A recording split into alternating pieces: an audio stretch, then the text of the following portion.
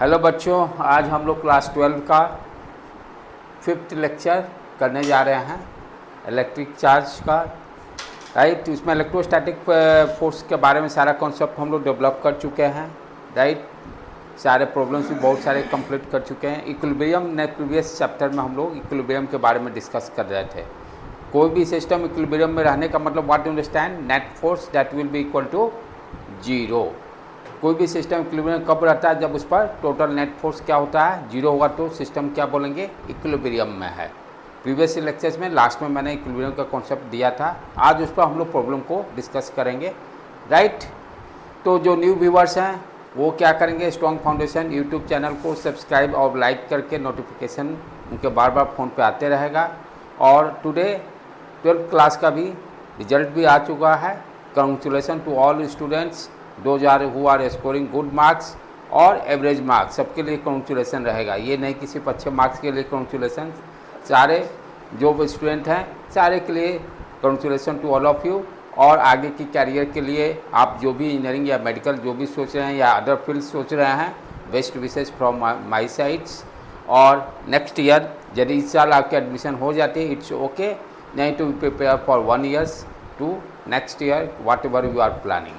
Right, now we start today lecture. तो यहाँ पर स्टेबल एंड अनस्टेबल इक्विलिब्रियम की बात कर रहे हैं बेटे। इक्विलिब्रियम तो समझ में आया कि कोई भी पूरा जो नेट फोर्स सिस्टम का क्या होगा, वो 0 होना चाहिए। स्टेबल और अनस्टेबल का मतलब इक्विलिब्रियम मीन्स यदि कोई भी चार्ज है, चार्ज पार्टिकल को उसके पोजीशन से मूव कर रहे हैं, यदि वो पोजीशन पे अपने आप दोबारा आ जा रहा है तो क्या बोलेंगे, वो इक्विलिब्रियम में है, स्टेबल इक्विलिब्रियम में है।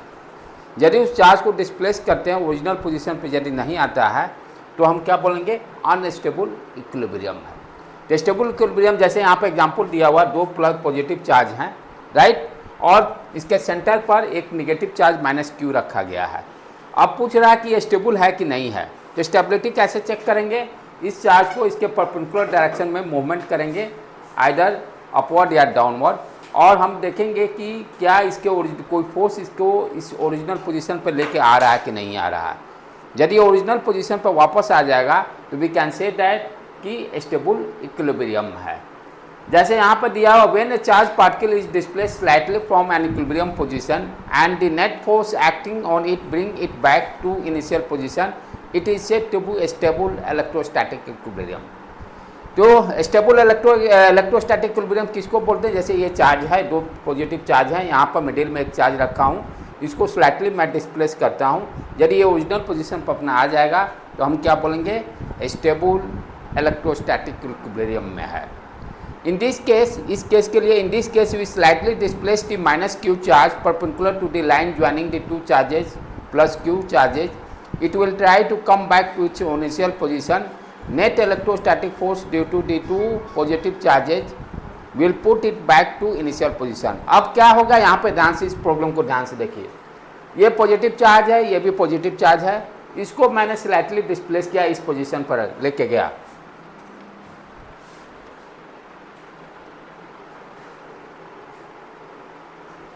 अब क्या कर रहे हैं, ये एक पॉजिटिव चार्ज है और दूसरा एक पॉजिटिव चार्ज है, इस चार्ज को स्लाइटली हमने डिस्प्लेस किया, इस पॉइंट पर लेके आया। अब यहाँ पर हम क्या देखेंगे कि ये दोनों चार्ज के कारण फोर्स किस किस डायरेक्शन में लग रहा है। राइट, क्योंकि ये यहाँ पर देखिए +q चार्ज है, -q चार्ज है, अट्रैक्टिव फोर्स है। फोर्स का डायरेक्शन क्या होता है, दोनों चार्ज को जो लाइन ज्वाइन करेगा उसी के अलॉन्ग होगा। तो इस चार्ज के कारण मान लो ये चार्ज 1 है एंड दिस इज जो चार्ज 2, तो फोर्स F1 लगा ये। राइट, उसी तरह से इस चार्ज के कारण फोर्स यहाँ पर ये F2 लगा। तो यहाँ पर रिजल्टेंट क्या हो गया, इस डायरेक्शन में नेट फोर्स का डायरेक्शन क्या है, ठीक है, this is your net force का डायरेक्शन, दोनों का रिजल्टेंट, यानी F1 F2 का रिजल्टेंट फोर्स। ये फोर्स क्या करेगा, इसको ओरिजिनल पोजीशन पर लेके आएगा। ये फोर्स क्या करेगा, इसको ओरिजिनल पोजीशन पर लेके आएगा। तो इस केस में क्या होगा कि ये जो जिस तरह का प्रॉब्लम दिया है, तो किस तरह का सिस्टम होगा, स्टेबल इक्विलिब्रियम में होगा। In this case we slightly displace the -q charge perpendicular to the line joining the 2 positive charges, it will try to come back to its initial position. Net electrostatic force due to the 2 positive charges will pull it back to initial position. ये force क्या करेगा, इसको पुल करके इसको original position पर लेके आएगा।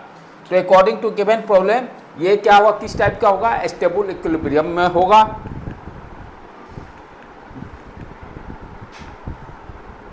अब यहां पर उसी प्रॉब्लम को स्लाइटली थोड़ा चेंज कर दिया गया। प्रीवियस स्लाइड्स में क्या था, ये दोनों पॉजिटिव चार्ज थे, अब क्या है, एक पॉजिटिव चार्ज है, दूसरा नेगेटिव चार्ज है, राइट। अब ये पूछेगा कि क्या ये स्टेबल इक्विलिब्रियम में है कि नहीं है, क्या अनस्टेबल इक्विलिब्रियम में है। हाउ टू चेक, कैसे करेंगे इसको, ध्यान से समझिए। फिर क्या करें, -q चार्ज को थोड़ा पुल किए और यहाँ पर दोनों चार्ज के कारण फोर्स निकालेंगे, कितना फोर्स होगा। यहाँ पर ये this is charge 1, this is जो चार्ज 2, पॉजिटिव नेगेटिव चार्ज है, फोर्स का डायरेक्शन क्या होगा, अट्रैक्टिव F1, राइट। यहाँ पर भी ध्यान से देखिए, सॉरी दोनों सेम चार्ज है तो फोर्स का डायरेक्शन क्या होगा, अपोजिट डायरेक्शन, इसको मिटा दें। हाँ, दिस वन इज योर, ये फोर्स का डायरेक्शन F1 हो गया। और यहाँ पर ध्यान से देखो बेटे, ये -q है, ये +q है, ठीक है। तो ये थोड़ा सा यहाँ डायरेक्शन, ये इसको खींचेगा इस डायरेक्शन में, F2। नेट फोर्स क्या होगा, इस डायरेक्शन में लगेगा, F नेट। तो ये F नेट जो फोर्स क्या होगा, इसको और इधर डिस्प्लेस करेगा, इसको ओरिजिनल पोजीशन पे लेके आएगा नहीं। अकॉर्डिंग टू गिवन प्रॉब्लम ये क्या है, फोर्स का डायरेक्शन इसको इधर डिस्प्लेस कर रहा है। तो ये कभी भी बॉल जो चार्ज है इसके ओरिजिनल पोजीशन पे नहीं आएगा। जब ओरिजिनल पोजीशन पे नहीं आएगा तो it means we can say that ये किसका एग्जाम्पल रहेगा, अनस्टेबल का। When charged particle is displaced slightly from equilibrium position and net force acting on it try to displace the particle further away from the equilibrium position, it is said to be unstable electrostatic equilibrium। तो objective में आपको इस तरह के questions देगा, पूछेगा कि stable equilibrium में है कि नहीं, कि अनस्टेबल इक्विलिब्रियम में है। तो इस तरह से ऑब्जेक्टिव टाइप के क्वेश्चंस को इसको सॉल्व करेंगे, राइट बेटे।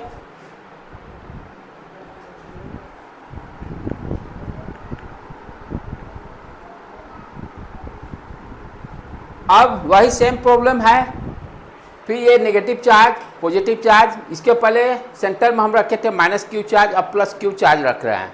और फिर पूछा है कि स्टेबल है कि अनस्टेबल है। ये बराबर ऑब्जेक्टिव बोर्ड एग्जाम के लिए इंपॉर्टेंट है। ये बोर्ड एग्जाम में इस तरह के क्वेश्चंस पूछते हैं, नीट में भी पूछता है इस तरह का क्वेश्चन। तो इसमें देखना क्या है कि ये जो चार्ज को स्लाइटली डिस्प्लेस कीजिए और नेट फोर्स का डायरेक्शन देखिए, क्या वो नेट फोर्स इस डायरेक्शन में लग रहा है कि उसको ओरिजिनल पोजीशन पे लेके आ जाएगा तो स्टेबल बोलेंगे, नहीं लेके आएगा तो अनस्टेबल बोलेंगे। अब जैसे आप ध्यान से होंगे, -q चार्ज है, अट्रैक्टिव फोर्स लगेगा, F1 का डायरेक्शन ये हो गया। यहाँ पर ध्यान से देखो बेटे, यहाँ भी ये +q चार्ज है, ये +q चार्ज है, ठीक है। ये रिपेल करेगा, ये रिपेल करेगा, ये रिपेल करेगा। यहाँ पर ये +q चार्ज रिपेल, और ये अट्रैक्टिव फोर्स है, ठीक है। ये यहाँ पर यहाँ पर अनस्टेबल, ये अनस्टेबल में ही आएगा, यहाँ चेंज कर देना हुआ। This is one is your unstable, this one is your unstable, क्योंकि ये डिस्प्लेस कर रहा है। ये देखिए अट्रैक्टिव फोर्स, यानी ये क्या करेगा, ये -q के कारण फोर्स, एक मिनट रुक जाओ देख लेता हूँ बेटे, -q चार्ज के कारण फोर्स इस डायरेक्शन में इसको खींचेगा, राइट, ठीक है। और इस चार्ज यहाँ रिपेल, हाँ राइट, अनस्टेबल रहेगा, ये भी अनस्टेबल कैटेगरी में आएगा। तो इस तरह के ऑब्जेक्टिव क्वेश्चन से आते हैं। प्रीवियस अगेन यहाँ पर अब क्या दे रहा है कि in this case if you are slightly displaced +q charge along the line joining. अभी तक हमने क्या देखा, चार्ज को इसके परपेंडिकुलर डायरेक्शन में डिस्प्लेस करके देखे ओरिजिनल पोजीशन में आ रहा है कि नहीं। दूसरा ऑप्शन ये भी हो सकता है ना, लाइन अलोंग द लाइन भी डिस्प्लेस करके देखें कि क्या वो उसको ओरिजिनल पोजीशन पे आ सकता है कि नहीं। जैसे इस केस में दिया हुआ एक -q चार्ज है, ये पॉजिटिव चार्ज है, सेंटर में +q चार्ज रखा गया है। अब इस चार्ज को परपेंडिकुलर डायरेक्शन में नहीं डिस्प्लेस करके क्या करें, along the line joining two charges. In this case, if you are slightly displaced +q charge along the line joining the two -q charge, it will go in the direction in which it is displaced. As the distance between them is decreases, electrostatic forces will be increases. So the net electrostatic force due to two negative charges will be in the direction in which it will be displaced. आप देखो यहाँ पर अब क्या देखना, फिर वही देखना है नेट फोर्स का डायरेक्शन क्या है, क्या वो नेट फोर्स उसको ओरिजिनल पोजीशन पे लेके आ रहा है कि नहीं डिस्प्लेस करने के बाद। यदि लेके आ जाएगा तो स्टेबल बोलेंगे, नहीं लेके आएगा तो अनस्टेबल बोलेंगे। अब ये प्लस क्यू चार्ज है, प्लस क्यू चार्ज को मालूम मैंने शिफ्ट कर दिया इस डायरेक्शन में, थोड़ा सा किसी भी डायरेक्शन में शिफ्ट कर दिया, लेफ्ट या राइट नो प्रॉब्लम, शिफ्ट कर दिए। अब इस चार्ज के कारण फोर्स का डायरेक्शन इस पर देखेंगे, अपोजिट चार्जेज हैं, अट्रैक्टिव फोर्स लगेगा। ये इस चार्ज के कारण चार्ज 1 इसको मान लीजिए, ये चार्ज 2 मान लीजिए। F1 फोर्स का डायरेक्शन क्या हो गया, ये हो गया। अच्छा, अब दूसरा ये पॉजिटिव चार्ज है, पॉजिटिव चार्ज क्या कहेगा, ये भी इसको रिपल्सिव इसी डायरेक्शन में भेजेगा F2। तो यहाँ पर क्या देख रहे हैं, F1 F2 जो है, F1 F2 जो है दोनों सेम डायरेक्शन में ये डिस्प्लेस किए, देखो ये अट्रैक्टिव फोर्स लगा, राइट, ये पॉजिटिव चार्ज है, इसको रिपेल करेगा, दोनों सेम डायरेक्शन में है, इसको खींच के लाएगा। यहाँ भी थोड़ा स्लाइटली चेंज करना हुआ है, स्टेबिलिटी इसको लेके स्टेबल में आएगा, क्योंकि ओरिजिनल पोजीशन पे इसको लेके आ जा रहा है। इसको डिस्प्लेस के लिए दोनों फोर्स का डायरेक्शन सेम है, तो इसको ओरिजिनल पोजीशन पर लेके आ जाएगा, तो ये भी स्टेबल में आएगा, राइट। इस तरह के ऑब्जेक्टिव भी क्वेश्चन रहते हैं, ज़्यादा इसमें दिमाग नहीं लगाने हैं। डिस्प्लेस्ड स्लाइटली, चलो इसको रहने दो, उतना इंपॉर्टेंट, हाँ इसको आ जाए। This one question is important, ये बोर्ड एग्जाम में भी आया है और मेंस में भी आया है, राइट। ये क्वेश्चन क्या कर रहा है, इसको अंडरस्टैंड कीजिए। ये क्या दिया हुआ, दो पॉजिटिव चार्जेस हैं, ठीक है, दोनों पॉजिटिव चार्जेस को धागा से बांध दिया गया, स्ट्रिंग से बांध दिया गया है, राइट। एट द इक्विलिब्रियम, यहाँ पर यही चेक करना है कि इक्विलिब्रियम में यहाँ पर आपको निकालना है कि टाइम पीरियड इसका निकालना होगा। देखें टाइम पीरियड निकालना होगा कि ये जैसे क्या है, बॉल है, अप डाउन पेंडुलम जैसा मूव करेगा, राइट। तो लास्टली इसमें टाइम पीरियड ये 5 मार्क्स में क्वेश्चन में पूछा था। चलो पहले देखें 1 बाय 1 इसको अंडरस्टैंड करते हैं। तो क्या कर रहा है, ये पॉजिटिव चार्ज है प्लस क्यू चार्ज, ये प्लस क्यू चार्ज, ठीक है। तो at the equilibrium balancing the forces in y direction and balancing the forces, ये क्या दिया हुआ है, ये पूरा जो पेंडुलम जो दिया हुआ है ये इक्विलिब्रियम में है। इक्विलिब्रियम में होने का मतलब एक्स डायरेक्शन में नेट फोर्स 0, वाई डायरेक्शन में भी नेट फोर्स 0। हाँ, अब देखो क्या कर रहे हैं, कैसे इसको सॉल्व करेंगे, ध्यान से देखो बेटे। यहाँ पर ये जैसे बॉल थ्रेड है, ठीक है, ये बॉल हो गया, टेंशन का डायरेक्शन ये हो गया, राइट। वेट नीचे लगा हुआ है और ये थीटा दिया, तो ये क्या होगा 90 माइनस थीटा, ये 90 डिग्री है। तो कंपोनेंट करेंगे टी कॉस, तो टी कॉस 90 माइनस थीटा क्या देगा, टी साइन थीटा। तो हॉरिजॉन्टल डायरेक्शन में क्या लग गया, T sine theta. Horizontal direction में फोर्स का कंपोनेंट टी साइन थीटा और वर्टिकल डायरेक्शन में टी कॉस थीटा। क्लियर। अब क्या करेंगे, यहाँ पर ध्यान से समझने का। अच्छा, ये पॉजिटिव चार्ज है, ये भी पॉजिटिव चार्ज, रिपल्सिव फोर्स लगेगा, रिपल्सिव फोर्स का डायरेक्शन ये हो गया। अब वाई डायरेक्शन क्या है, टी कॉस थीटा, और डाउनवर्ड डायरेक्शन में वेट, दोनों इक्वेट कर देंगे। इक्विलिब्रियम में net force in y direction equal to 0। उसी तरह से हॉरिजॉन्टल डायरेक्शन में net force 0, T sine theta equal to F E electrostatic force, T sine theta F E K Q square upon 4 pi epsilon not. Distance क्या होगा, ध्यान से देखने का, ये एल दिया हुआ है, एल दिया हुआ है, ये लेंथ, ये एल साइन थीटा, इधर भी L sine theta, total length क्या हो गया 2l साइन थीटा। तो यहाँ तो डिस्टेंस बिटवीन टू चार्जेज जो आर स्क्वायर लिखते हैं यहाँ पर सब्स्टिट्यूट कर देंगे। तो यहाँ पर हमने क्या किया कि एक्स डायरेक्शन में नेट फोर्स 0 कर दिया, वाई डायरेक्शन में, क्योंकि इक्विलिब्रियम में दिया हुआ है, इक्विलिब्रियम में दिया हुआ है। चलो आगे बढ़ें इसको।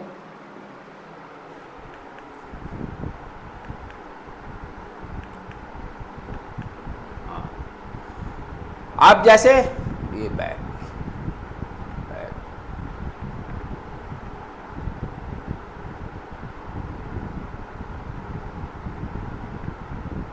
ये हो गया। आगे क्वेश्चन देखो, क्वेश्चन किस तरह के, पिछला में हम लोग कॉन्सेप्ट क्लियर किए। दो पेंडुलम दिया हुआ है, पॉजिटिव दोनों चार्ज थे, तो इक्विलिब्रियम में है, how to write the equation. अब देखो question objective, find the mathematical relation between θ1 and θ2 given that Q1 charge is greater than Q2। Question को अंडरस्टैंड कीजिए क्या दे रहा है। पिछला कॉन्सेप्ट से कॉन्सेप्ट को डेवलप किया कि फोर्स का डायरेक्शन कैसे बैलेंसिंग हो रहा है एट द इक्विलिब्रियम। यहाँ पे हमें क्या दे रहा है, ऑब्जेक्टिव क्वेश्चन पूछे हुए है, ए θ1 ग्रेटर देन θ2 होगा, क्या करा, find the mathematical relation between θ1 and θ2 given that ये चार्ज ज़्यादा है Q1 greater than Q2, Q1 greater than Q2। ये चारों में से ऑप्शन कौन सा होगा उसको हम लोग को देखना है, ठीक है। तो यहाँ पर ऑलरेडी वही पहले क्या है, टेंशन लग गया, हम लोग ऑलरेडी देखे हैं। इस डायरेक्शन में t sin θ लगा था, अपवर्ड डायरेक्शन में t cos θ लगा था, राइट। इक्वेशन को बैलेंसिंग करेंगे। As we can see that electrostatic force acting on these two charges is same, यानी Fe का वैल्यू सेम रहेगा क्योंकि दोनों चार्ज पॉजिटिव चार्जेज हैं। The length of the string, length भी सेम है, ठीक है। Length of the string and their masses, masses भी इक्वल दिया हुआ, मास भी इक्वल दिया हुआ, are equal. So the angle by which they are rotated from the mean position will be equal. अब ध्यान से समझो ये क्या कर रहा है। जैसे ये क्या है, ये मान लो कि यहाँ पर ये बॉल बीच में पेंडुलम है, ये चार्ज है Q, ठीक है। ये लेंथ सेम है L, ये लेंथ सेम दिया हुआ है, मास भी सेम दिया हुआ है, राइट। तो यहाँ पर ध्यान से देखो, ये वर्टिकल कंपोनेंट तो दोनों केस में सेम होगा, टेंशन भी सेम होगा, Fe भी सेम हो गया, Fe दोनों सेम है। तो क्या है, सारे फोर्सेस सेम है तो एंगल भी क्या होगा, इक्वल होगा, चार्ज पर डिपेंड नहीं करेगा, चार्ज पर डिपेंड नहीं करेगा। t cos θ equal to mg, यहाँ पे t cos θ equal to mg, cos θ का तो वैल्यू सेम ही रहा। अच्छा, t sin θ लेंथ सेम है, राइट। इलेक्ट्रोस्टैटिक फोर्स भी सेम रहेगा, तो third bit is your right answer. ठीक, यहाँ पर दोनों एंगल बराबर होगा, यानी चार्ज पर डिपेंड नहीं कर रहा है, एंगल जो होगा चार्ज पर डिपेंड नहीं करेगा। ऑब्जेक्टिव में इस तरह के क्वेश्चन पूछे हुए हैं।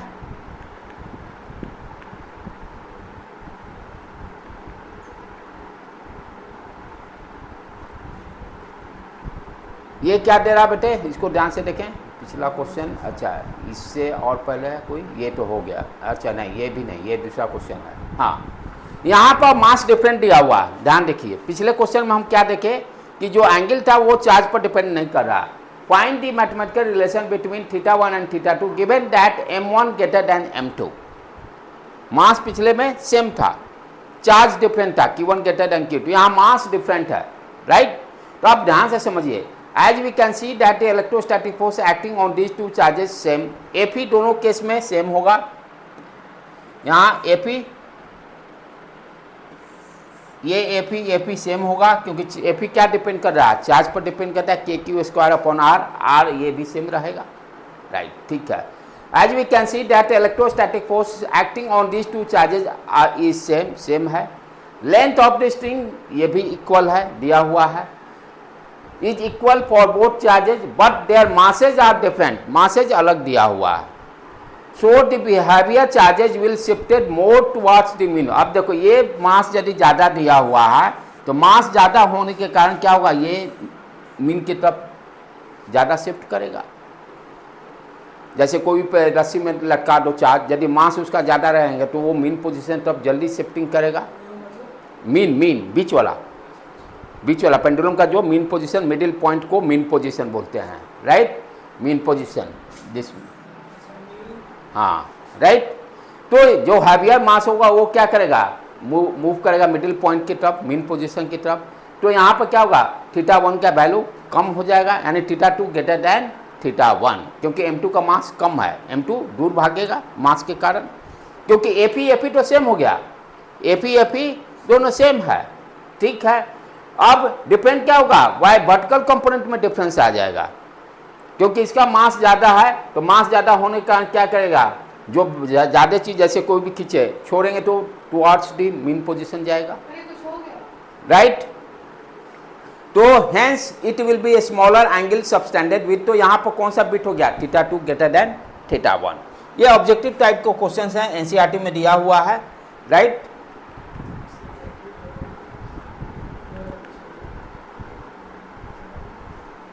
ये भी क्वेश्चन है, पेंडुलम का है, इसको प्रैक्टिस कीजिएगा, राइट बेटे। हाँ, यहाँ पे आज ये एडवांस में आ गया question. Two charges having magnitude Q are initially in equilibrium position as shown in, find the acceleration. अभी इसको प्रैक्टिस कीजिएगा क्योंकि अभी बोर्ड एग्जाम के लिए अभी आप लोग से हो नहीं पाएगा। पहले जो बेसिक क्वेश्चन को क्लियर कर लीजिए। लेमना ये भी उतना इम्पोर्टेंट नहीं, आगे बढ़ जाए हम लोग। तो इस तरह से हम लोग इलेक्ट्रोस्टैटिक के जो बेसिक बोर्ड एग्जाम के लिए इम्पोर्टेंट क्वेश्चंस हैं उसको सारा हम लोग कवर अप कर चुके हैं। अब नेक्स्ट जो है हम लोग इलेक्ट्रिक फील्ड की बात कर रहे हैं। अभी तक क्या किए, चार्ज के कारण फोर्स जो डेवलप हो रहा है इलेक्ट्रोस्टैटिक फोर्स, उसकी बात किए। इलेक्ट्रिक फील्ड क्या होता है, जिस तरह से आपका ग्रेविटेशनल फील्ड है, मास के कारण कौन सा फील्ड क्रिएट होता है, ग्रेविटेशनल फील्ड, राइट। चार्ज के कारण कौन सा फील्ड डेवलप होगा, इलेक्ट्रिक फील्ड। इस फील्ड को मैं ऑलरेडी क्या कैसे बताता हूँ, मान लीजिए किसी एरिया में, जैसे हमारा एजी कॉलोनी एरिया है, फील्ड का एनालॉगस। अब एजी कॉलोनी एरिया में कोई बड़ा दादा है जिसका कि सारे रंगदारी चलता हो, तो उस जो एजी कॉलोनी का जो है टॉप बॉस, जिसके इशारे पे ही सारे काम होने हैं, यानी उसका एरिया फिक्स हो गया जी, ये यानी पूरे एजी कॉलोनी में दबदबा उसी का है। किसी को कुछ काम करना है तो उससे पूछना पड़ेगा, तो क्या बोलेंगे, उसका फील्ड दबदबा है एजी कॉलोनी में, उस पर्सन का, उस दबदबा को फील्ड से रिलेट किया गया है। उस दबदबा को किससे फील्ड किया है, जैसे ये चार्ज क्यू है, ये चार्ज क्यू क्या करेगा, अपने चारों तरफ फील्ड क्रिएट करेगा। इस फील्ड के अंदर में कोई आएगा तो उस पर क्या करेगा, फोर्स लगाएगा। जिस तरह से एजी कॉलोनी के में कोई मान लो दूसरा छोटा मोटा गुंडा मवाले इंटर करता है, तो बड़ा वाला क्या करेगा, उसको मार के भगा देगा, या तो मेरे से परमिशन लो और नहीं तो मार पीट के उसको भगाएगा। सिमिलरली उसी तरह से है, जैसे ये कोई चार्ज प्लस क्यू चार्ज हो, ये क्या करेगा, अपने चारों तरफ फील्ड क्रिएट करेगा। इस फील्ड में यदि कोई भी इंटर करता है तो ये चार्ज क्या करेगा, ये जो फील्ड क्रिएट किया उस पर फोर्स लगाएगा। फोर्स लगा के या तो बाहर भी भेज सकता है या अंदर भी लेके आ सकता है। जिस तरह से क्लासरूम में टीचर जो है सुप्रीम बॉस है, यदि किसी को चाहेगा तो वो एंट्री करेगा, यानी उस क्लासरूम में उस टीचर का ही दबदबा चलेगा। उसके अकॉर्डिंग ही आपको बैठना पड़ेगा, उसके अकॉर्डिंग ही आपको पढ़ाई करना पड़ेगा। तो क्या हुआ, उसका पूरे क्लासरूम में दबा, लेकिन बाहर नहीं है। बाहर निकलेगा, मान लीजिए कुछ बच्चा को कुछ बोलेगा तो बच्चा पिट डालेगा। तो उसी तरह से फील्ड है, इलेक्ट्रिक फील्ड है। तो इलेक्ट्रिक फील्ड है क्या, बेसिकली जो इलेक्ट्रोस्टैटिक फोर्स हम निकाले, फोर्स पर यूनिट चार्ज, यानी यूनिट चार्ज पर कितना फोर्स लग रहा है, उसी को हम लोग क्या बोलते हैं, इलेक्ट्रिक फील्ड। उसको क्या बोलते हैं, इलेक्ट्रिक फील्ड। जिस तरह से हम लोग ग्रेविटेशनल फील्ड डिफाइन किए थे, उसी तरह से यहाँ भी इलेक्ट्रिक फील्ड डिफाइन करेंगे। कैसे डिफाइन करते हैं, कोई भी ये प्लस क्यू चार्ज है, कोई टेस्ट चार्ज लेके आए, टेस्ट चार्ज का मतलब 1 कूलम, टेस्ट चार्ज का मतलब पॉजिटिव 1 कूलम प्लस 1 कूलम। कोई भी जैसे होता है ना, कैसे होता है, मेडिसिन बनाया जाता है तो पहले उस मेडिसिन को टेस्ट किया जाता है चूहा को खिलाकर, क्या उसका रिएक्शन हो रहा है, तो उसको क्या बोलेंगे, वो चूहा क्या है, टेस्ट जैसा काम किया। सिमिलरली उसी तरह से इलेक्ट्रोस्टैटिक में टेस्ट चार्ज करने का मतलब प्लस 1 कूलम। अब ये जैसे प्लस क्यू चार्ज है, अब इस पर हमको फील्ड निकालना, फील्ड का वैल्यू क्या हुआ, तो ये कोई टेस्ट चार्ज लेके आएंगे। इस टेस्ट चार्ज के कारण फोर्स लगेगा F = K Q1 Q2 upon R square divided by test charge. तो फोर्स क्या हो जाएगा, KQ अपॉन R स्क्वायर। तो इलेक्ट्रिक फील्ड का फॉर्मूला क्या हो गया, KQ अपॉन R स्क्वायर। ठीक है, यहाँ पर फील्ड लाइंस की बात किया गया है, बाद में हम लोग इलेक्ट्रिक फील्ड के बारे में डिस्कस करेंगे। जैसे इलेक्ट्रिक फील्ड हो क्या गया आपका, F = KQ अपॉन E से डिनोट करेंगे R स्क्वायर, ये भी एक वेक्टर क्वांटिटी है, इलेक्ट्रिक फील्ड भी वेक्टर क्वांटिटी है। KQ अपॉन कैसे निकाले, ये देखो प्लस क्यू चार्ज हो गया, ये टेस्ट चार्ज लिए 1 कूलम का, ये फोर्स पहले निकाले F = KQ × 1 कूलम, मान लेते हैं R डिस्टेंस है R स्क्वायर। इलेक्ट्रिक फील्ड कैसे डिफाइन कर रहे हैं, electric field = force per unit test charge, force per unit test charge. तो फोर्स यहाँ पर डेवलप निकाल चुके हैं, KQ upon R square, Q क्या है, 1 कूलम है, डिवाइड कर देंगे। तो इलेक्ट्रिक फील्ड का फॉर्मूला क्या डेवलप हुआ, KQ upon R square. Unit क्या होगा, फोर्स पर यूनिट चार्ज, यानी न्यूटन पर कूलम, न्यूटन पर कूलम। इलेक्ट्रिक फील्ड का यूनिट क्या हो गया, न्यूटन पर कूलम, राइट। अब यहाँ पर क्या बता रहा है, ध्यान से देखिए, ये भी डायग्राम पूछता बराबर। Electric field is the region of the influence of the surrounding and electric charges in which another charge experience a force of attraction or repulsion। जो मैंने बताया देसी भाषा में, जैसे ये कोई प्लस क्यू चार्ज है, ये अपना फील्ड क्रिएट किया, जिस तरह से क्लासरूम में मैं हूँ, इस क्लासरूम में इस क्लासरूम तक ही मेरा फील्ड है, इससे बाहर मेरा का कोई वैल्यू नहीं है, राइट। तो इसमें कोई भी किसी रूम में यदि कोई चाहता है तो विदाउट परमिशन मेरे इंटर नहीं कर सकता है। तो सिमिलरली ये प्लस क्यू चार्ज है, ये अपना फील्ड क्रिएट किया। अब इस पे कोई एक टेस्ट चार्ज मैं लेके आया। अब ये टेस्ट चार्ज पे क्या करेगा, फोर्स लगाएगा, या तो उसको बाहर भी भेज सकता है या अंदर भी लेके आ सकता है। तो उसी को हम लोग क्या बोलते हैं, जो फील्ड क्रिएट हुआ उस फील्ड को क्या बोलते हैं, इलेक्ट्रिक फील्ड। फॉर्मूला क्या हो गया, KQ/R²। कॉन्सेप्ट वर्ड में क्या बोलेंगे, फोर्स पर यूनिट चार्ज। एक कूलम चार्ज पे कितना फोर्स लग रहा है उसी को उस चार्ज का इलेक्ट्रिक फील्ड बोलेंगे। तो कोई भी चार्ज फील्ड क्रिएट कर सकता है, कोई भी चार्ज, जैसे हर चार्ज के कारण फील्ड क्रिएट हो सकता है। तो वेक्टर क्वांटिटी है, सबके कारण ऐड करके पूरा सराउंडिंग का भी निकाल सकते हैं। चलो अब यहाँ पर क्या ध्यान से समझो, दो चार्ज लिया गया, एक प्लस क्यू चार्ज है, एक माइनस क्यू चार्ज है।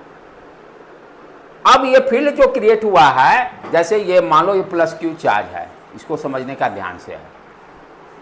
तो जो फील्ड क्रिएट हुआ है वो कैसे विजुलाइज करेंगे, ये जो भी डायग्राम दिखाया जा रहा है इमेजिनरी, सोचा गया ऐसा हो सकता है, रियलिटी में कोई नहीं देखा है, इमेजिनरी काल्पनिक चीज है। तो ये जो जैसे प्लस क्यू चार्ज है, तो क्या कहता है, प्लस क्यू चार्ज इस चार्ज से अवे और चारों डायरेक्शन में इनफॉर्म, चारों डायरेक्शन, ये क्या कहलाता है, इलेक्ट्रिक फील्ड लाइंस। इसको क्या बोलते हैं, इलेक्ट्रिक फील्ड लाइंस। इमेजिनरी है, काल्पनिक है कि ये जो फील्ड अपना दबदबा, जैसे गुंडा मवाली अपना दबदबा है, कोई आया छोटा है उसको ना पाए मार्केट खरीद दियो, उसको ना पाए मार्केट खरीद दियो, राइट। तो उसी तरह से ये जो है प्लस क्यू चार्ज क्या करेगा, चारों तरफ से इनफॉर्म, क्योंकि चार्ज का वैल्यू फिक्स है। तो ये चारों तरफ, this lines are called electric field lines, this lines are electric field. तो प्लस क्यू चार्ज के कारण इलेक्ट्रिक फील्ड लाइन्स क्या होगा, अवे, ये डायरेक्शन देखें बाहर की तरफ निकल रहा है। प्लस क्यू चार्ज के कारण इलेक्ट्रिक फील्ड लाइन्स का डायरेक्शन क्या होगा, अवे। जैसे मैं प्लस क्यू चार्ज हूँ, बाहर की तरफ फील्ड जाएगा, बाहर की तरफ, चारों तरफ से इनफॉर्म। ये हर लाइन के बीच में गैप भी सेम होगा, क्योंकि इनफॉर्म इलेक्ट्रिक, इनफॉर्म का मतलब सब जगह समान एक जैसा इलेक्ट्रिक फील्ड होगा, राइट। तो these lines are called electric field lines, these lines are called electric field lines, right. तो इसके बारे में थ्योरी कॉन्सेप्ट भी आगे हम लोग पढ़ेंगे, थ्योरी लेक्चर्स भी देता है, राइट बेटे। तो आज तो बेसिक दिए हैं इलेक्ट्रिक फील्ड लाइन्स को, नेक्स्ट क्लास में हम लोग डिस्कस करेंगे। Thank you to all of you बेटे।